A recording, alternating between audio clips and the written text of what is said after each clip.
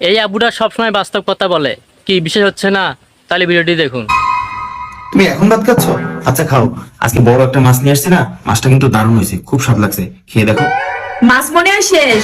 বাড়িতে দেখতেছি তরকারি তরকারি ঝোল আছে, এটা দিয়েই খাচ্ছি। কি বলো, মাছ শেষ?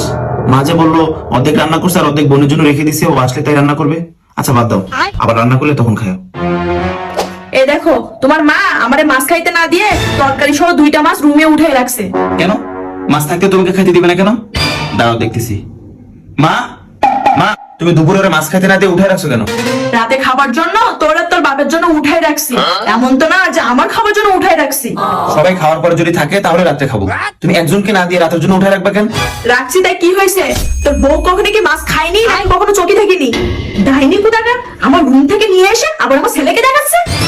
প্রতিদিন আমিও দেখি তুমি কারে কি খাইতে দাও। যদি বাসায় মাংস রান্না হয় তাহলে মুরগির ঠ্যাং চামড়া তুমি এগুলোই খাইতে দাও। মাছ রান্না করলে তো প্রতিদিন তুমি ওকে মাছ খেতে দাও না। বড় মাছটা সে কাটছে, ধুইছে, রান্না করছে, তার জন্য তো অন্তত 1 পিস রাখতে পারতা। অথচ ঠিকই তুমি নিজের মেয়ের জন্য অর্ধেক মাছ রেখে দিছো। আমার নিজের মেয়ের জন্য রাখছি বলে তোদের খুব হিংসা হচ্ছে, তাই না? হিংসা করবো কেন? সে তো আমার বোন।